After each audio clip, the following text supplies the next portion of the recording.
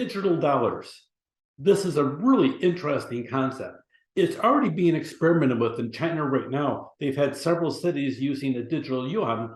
And that said, now they're talking about the aspect of implementing it so that about 1 billion different Chinese have access to a digital currency.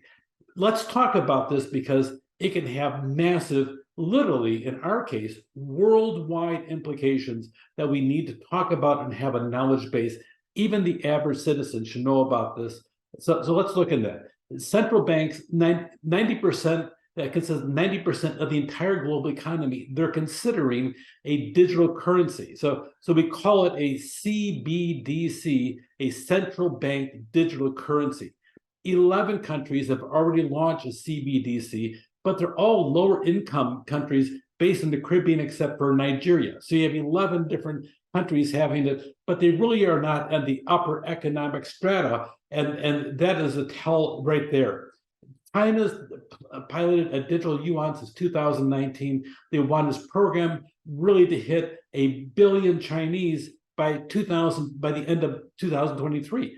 Now, that said, their motivation is maybe making the digital yuan available, except for the fact that there's an element of control and monitoring. And China is known for having this super hyper control. They do not trust their citizens. They don't allow them to be free in this issue. And that is probably the biggest concern that they had, because when you start trading digital currency, it is easy to track by the maker of the digital currency, in this case, the government. If you want to control your population, have a digital currency, and you can watch every single dollar they spend and where they spend it, and you can even monitor how they deposit it into their digital wallet, because that would be government sponsored as it comes from a government bank. A whole series of change there, and the word government becomes stamped on each one of them, which is the great benefit and also the great plague that can sit down there and catch every country that has it. The control is a big thing, and we're thinking about having this. I have to tell you, I've studied this issue deeply, and I've done an about face on it.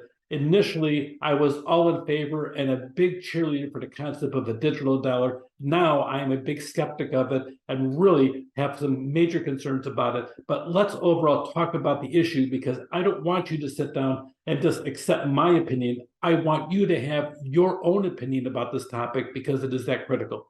If you have a central bank digital currency, the citizens all have to have an account with the central bank. All of a sudden, you have us taking our money out of our local banks and having a government bank run by a central agency of the entire country, watching our money. The benefit is the banks can all have a stimulus payment. We can send it directly to the individuals. Well, those are pretty rare. It depends as to how you operate. Every once in a while, you'll see a stimulus payment of some kind, but the bank would have a connection directly to the people. So you could have your own private bank accounts, at least initially, but eventually you would have an account with the central bank, and it make the safe asset, and the government would be safe, and you could all have your money safely held by the government, because it would be safer, because the government is big. Okay, anyway, they can cut out central banks as intermediaries, and that way there'd be no risk. You wouldn't have to worry about the bank going belly up because of the fact that it's the government itself. People bank directly with the Fed. The central bank can facilitate consumer borrowing and maybe determine whether or not you get your loan, and you can have a loan because we like you and you've done this over here, but we're concerned about you. And all of a sudden, that whole aspect of approval of loans, who gets what, is held by the government. And it may take a much longer time. If you look at some of the different aspects, anywhere from tax returns taking 3 years to get your refunds back, or having a massive number of new agents, or whatever that can be, all of a sudden, all control goes into a centralized government. And unfortunately, we have too much politicization of that. So you have parties that are in charge, all of a sudden they have control and so on. You have a lot of concerns that really flags should be going up. For these reasons, some people say that private regulated digital securities are preferable to central bank digital currencies, because they generally exist within the same network and accomplish the transfers without any intermediaries. Now, I mentioned before, this whole concept of cryptocurrency, the banks no longer have control of cryptocurrency. The lawyers don't have control of cryptocurrency or the content of the smart contract. The aspect of us taking 1/3 of the economy, the service sector that supports regular currency, you have to have intermediaries for this. You have to have a CPA company come in and audit your books.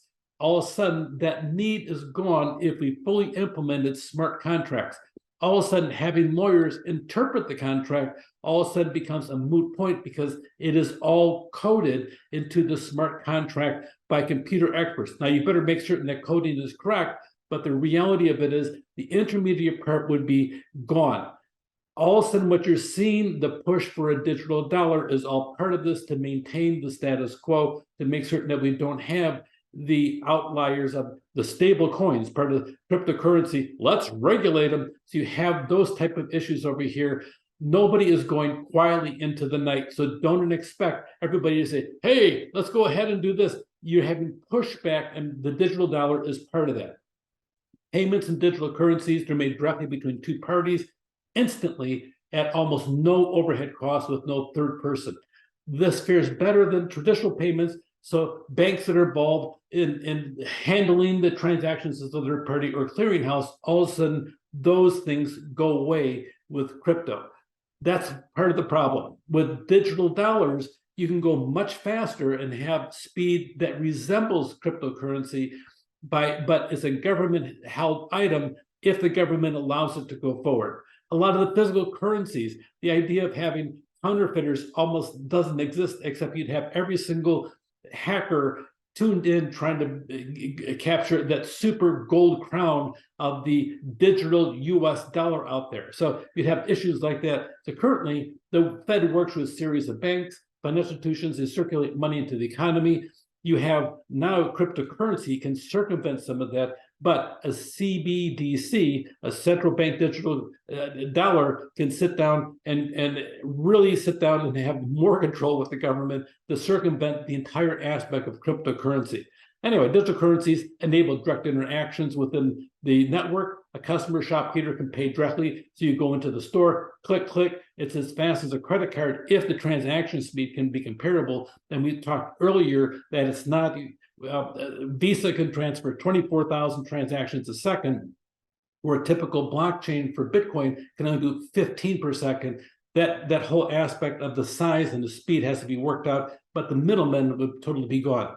No storage issues, no examples. You'd have an online wallet, the hacking potential. This is a major issue of the digital dollar because it would become a giant target, especially if it was the US.